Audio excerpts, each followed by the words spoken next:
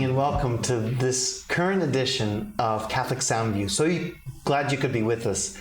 My name is Father John Higgins. I'm your host for this presentation, Cable Access, to bring to you some of the great things that are happening here at Holy Cross Church and in the Catholic environment of the Soundview section, Class and Point section of the Bronx. Thanks for being with us. Of the many points of light that are here in this almost 100-year-old parish, one of the greatest blessings, which is just a little bit younger than the parish itself, is Holy Cross School.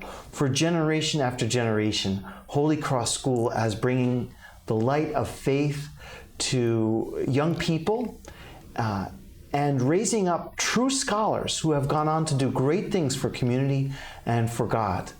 And we wanted to tell you a little bit about this great initiative by bringing with us its extraordinary principal, Mr. Ernie Zalamea. Mr. Zalamea was born in the Philippines and came here and pursued his education to be a servant of Catholic education. And if you ever come to Holy Cross School, and I hope you do, you'll find this wonderful leader who does such a great job to make Holy Cross School the great place it is. A warm welcome to you, Mr. Zalamea. Thank you so much for being with us. Thank you, Father. Thank you. Now, I was saying you're from the Philippines originally. Tell us a little bit about your background growing up. I was born in the Philippines, and I was born of Catholic parents. And ever since childhood, I went to Catholic school, actually all my life. And, you know, the Philippines is 99% Catholic. Catholic identity is everywhere. I was educated there until high school, and I came here in the 1980s to pursue my advanced degrees. I went to Fordham University, and I was hired, actually. I was called by the Archdiocese of New York to serve in the Archdiocese of New York in the 1986, I believe. First at Holy Family School, where I was a teacher for about 7 years. What grade level were you teaching? Grade 5, okay. And then mathematics, grade 7 and 8, you know. And then after I pursued my advanced degrees, I was inspired by my superintendent during that time to take on higher responsibility. So they appointed me as assistant principal of Holy Family, which I assumed for about 5 years. Just one day, I was working as an assistant principal, Father Aubrey McNeil, pastor of Holy Cross School. Predecessor. Right, during that time. Who recently passed. Yes, yeah. May his soul rest in peace. Called me, that was 1999, that's about 2000. Okay. Ernie, come here, we need you. By the way, he was aware that I was at heart and in my formation a Franciscan Capuchin. I was in the Capuchin seminary in the Philippines just for a few months. So when I met Father Aubrey, he was interested in me, and he said, Ernie, come over, take a look at the school, and I want you to assume the leadership of this great school called Holy Cross. I signed a contract already with my former pastor and said to Father Aubrey, I cannot do that. I'm in a bind with the pastor of Holy Family. Don't worry, the Archdiocese has already made an arrangement so that for the greater glory of the Archdiocese and for the greater glory of the parish of Holy Cross, you'll be absolved. Just come here and take a look. Father, I loved it. Holy Cross. What a vibrant community. And since then, 2000, I'm the principal of this great school, 17 years up to now. And never a moment that I regret coming here and being the leader of this great school. What was your first impression when you came here to Holy Cross School? Vibrant community, very Franciscan.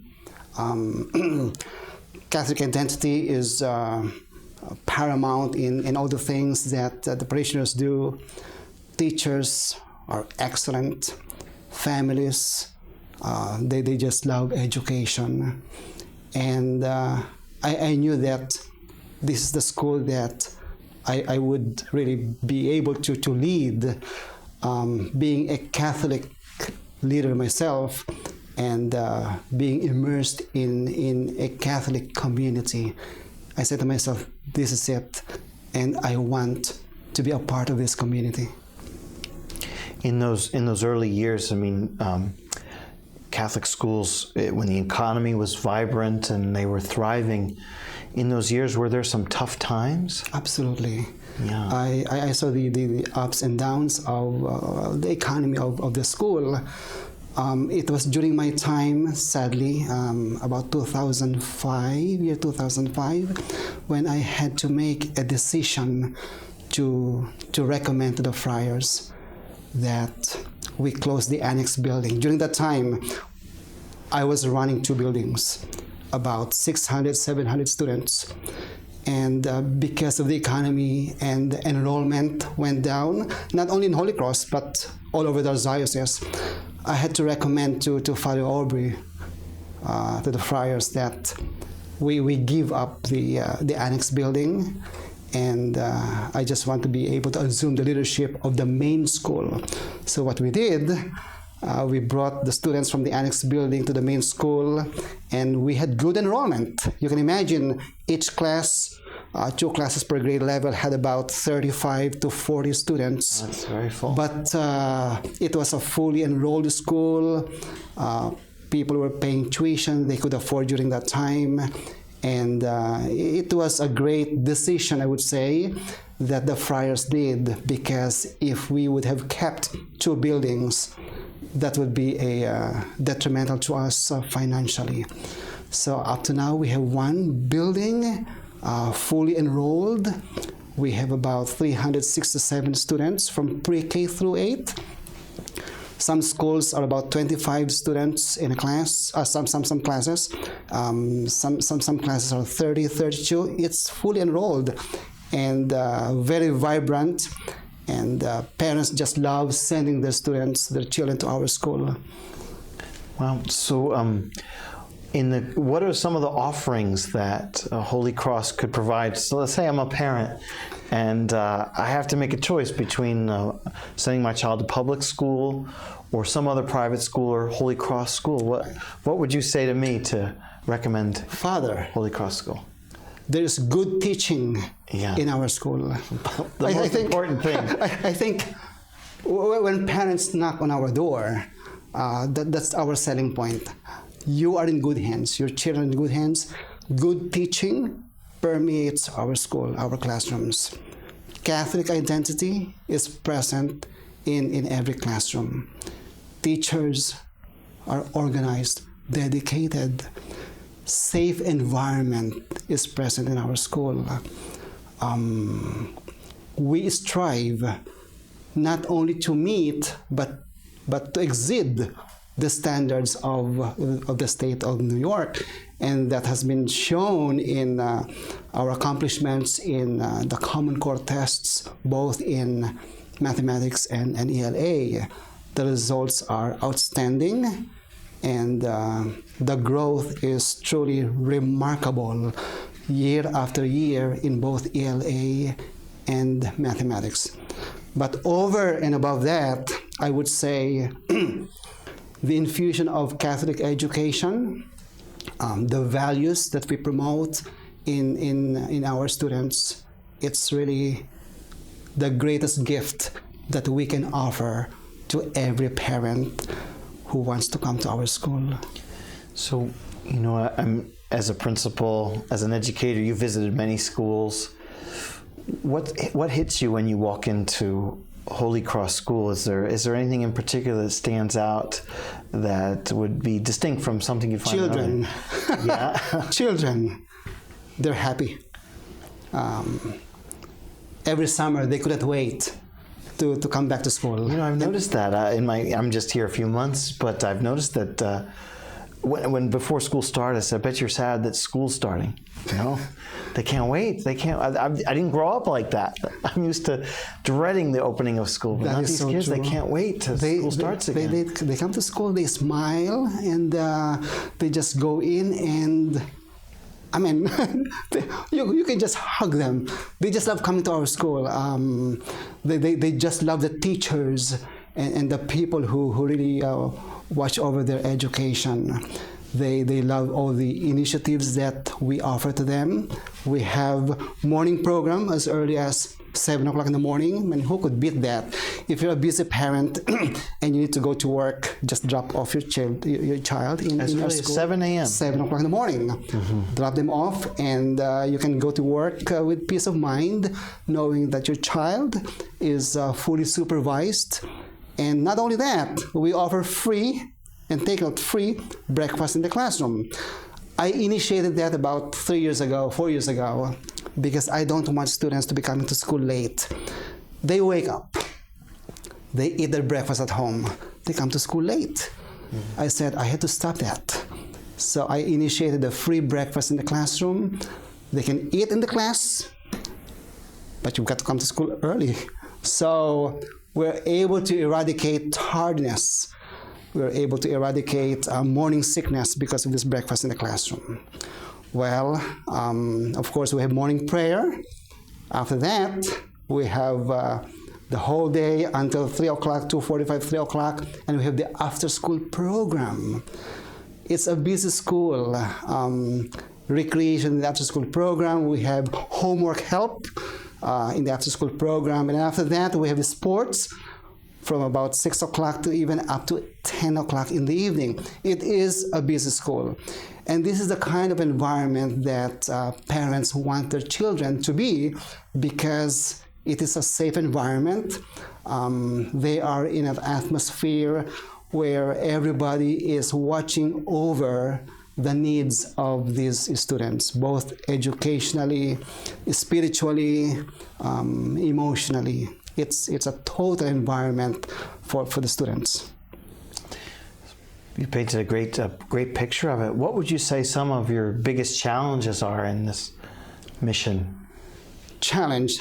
It has never been a challenge for me to hire very good teachers. Teachers stay in our school. It has never been a challenge to me to supervise students and to offer them the best education that we can offer. I guess the main challenge that we have right now is the economy.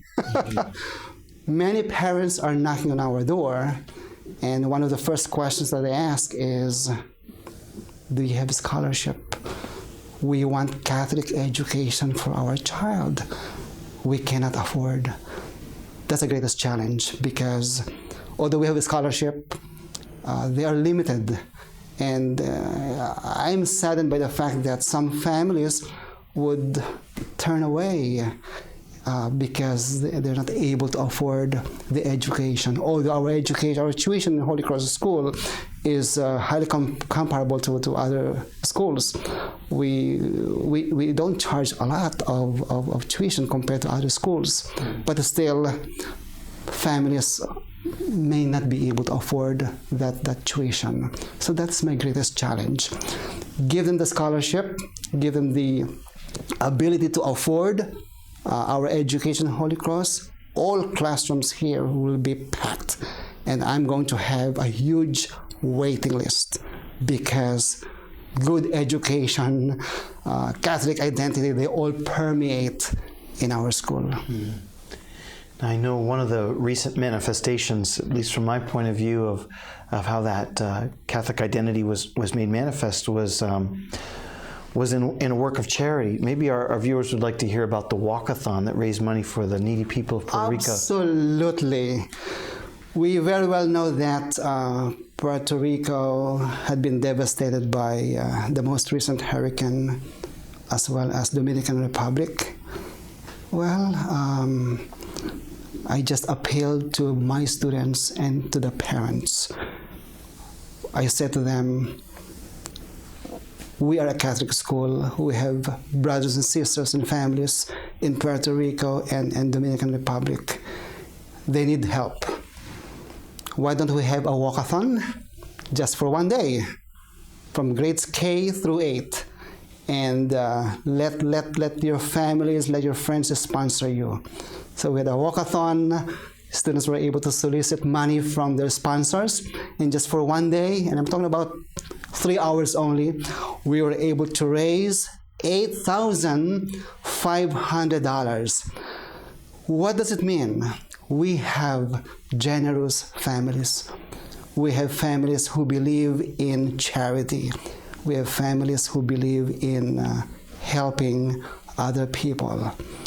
And then 2 or 3 weeks after that, this is more interesting, in line with our willingness to help the people who were devastated in Puerto Rico, a family with 2 boys knocked on our door saying, we were displaced by the hurricane and we had to fly to New York. We need a school. And with open arms, Father, who could say no to them?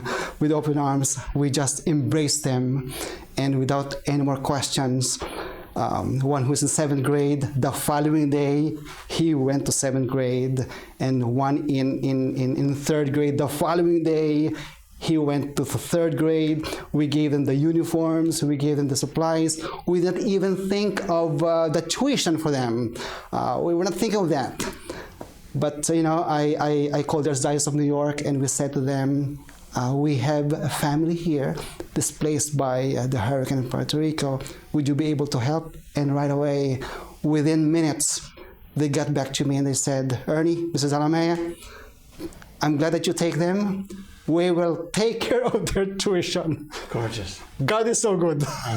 God is so good. Now, I know in my months that I've been here at Holy Cross Church, of course, I come across a lot of alumni, very successful, among them doctors and lawyers and professionals, and even some members of the clergy or graduates of Holy Cross School. Where do graduates of Holy Cross School end up going for their high school education? 99% of them, they go to Catholic private schools. 99% of them. And if 1 or 2 may not be able to go to a Catholic high school, it could possibly be because of the high cost of high school education. But yes, indeed, 99% of them. 100% of them make it through the high school. They are prepared in our school to tackle the high school entrance exam, and almost 100% of them, almost every single year, they pass and they're accepted into their chosen Catholic high schools. But out of 100%, I would say maybe 1 or 2% of them may not be able to go to a Catholic high school just for the reason of finances. Wow. So if you've seen 17 graduations at Holy Cross School, have many students come back and shared with you their experience of life after Holy Cross School? Every day. Every day. This is a wonderful community, Father. We have siblings in our school. They come in the afternoon to pick up their children, their brothers and sisters, and they're very appreciative of the Catholic education that we provided to them. They share with us their successes. Some of them work in government. Some of them work in the medical field.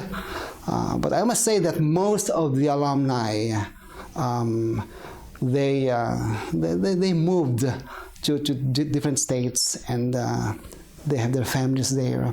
But we have in contact with them through the initiative of the Archdiocese of New York, the CAP, the office of the Alumni Association. We're able to get in touch with them, and through this system, I'm able to invite them back to our school to cherish what we're offering right now to the current members of our school.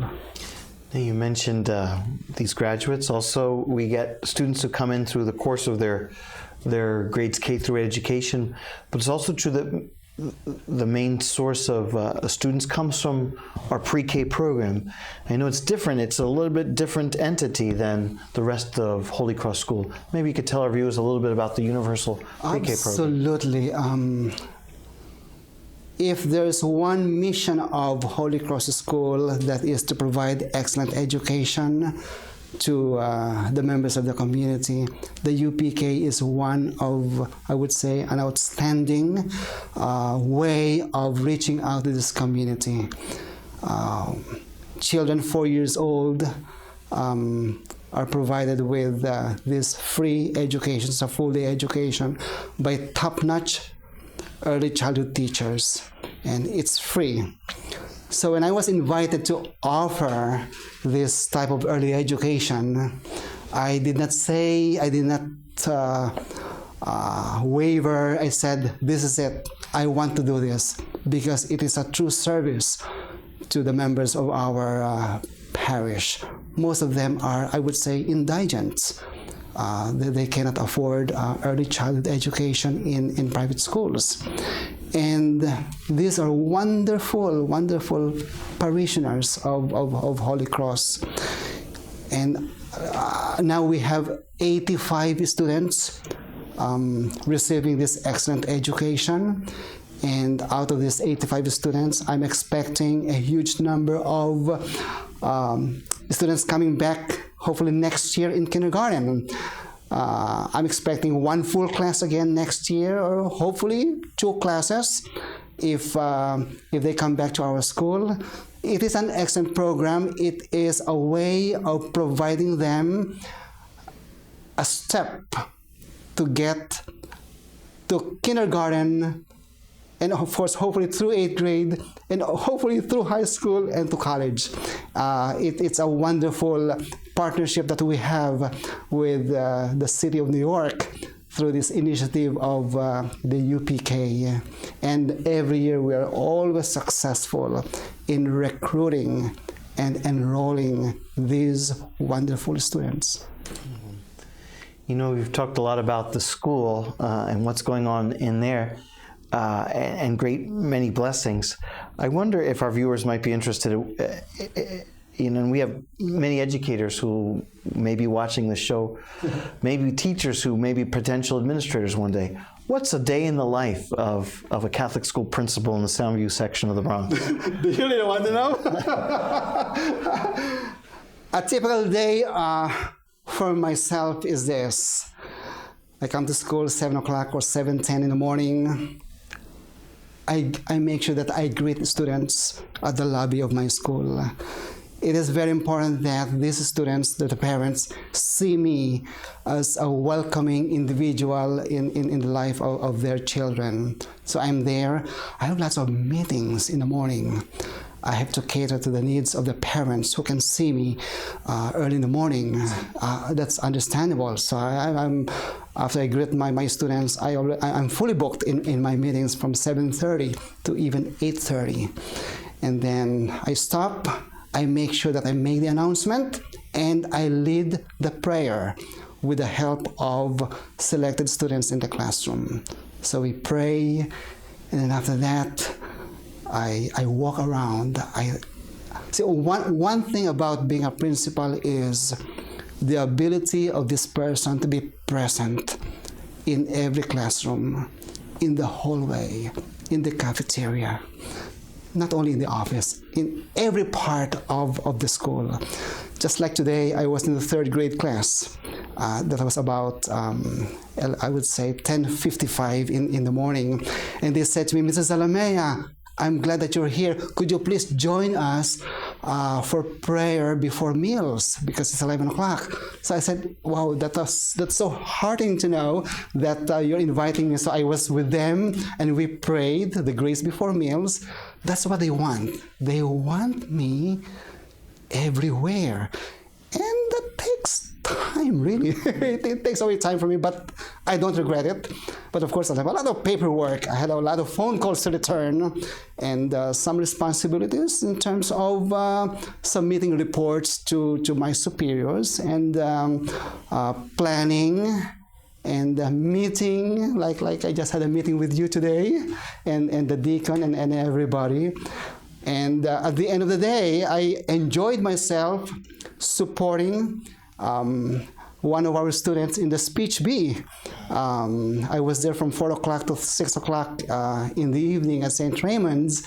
And I was there because we had a student who represented our school in a speech bee. And I said to myself, well, I want to see how my student delivered the speech. So it was a great moment for me. So I was there. I was here really from 7 o'clock until 6 o'clock.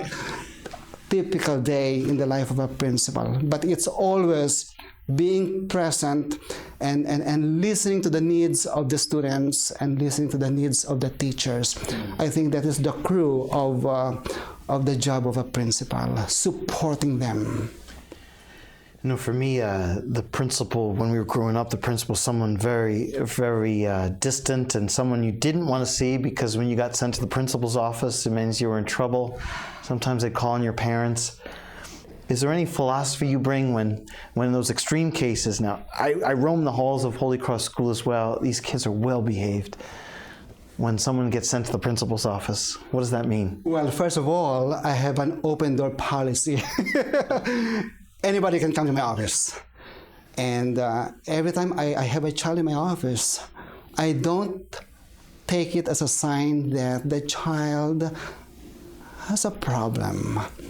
I take it as an opportunity to give catechesis to this child. I guess that's being the servant of Yahweh, you know. They make mistakes. They were sent to my office, but it's an opportunity for me to educate them and to catechize them, and honestly to bring the good news of God. Of course, there are consequences for their misbehavior, but I always balance it with words of comfort and words of love, and I always end telling them, God loves you, but you have to be suspended. Something like that. Ernie, thank you so much. If I was a parent, I would certainly want to send my child to a school in which you're the head. Thank you for all you do. God bless you. Thank you for joining us for Catholic Soundview. Many blessings to you. We hope you join us again. God bless you. Good night.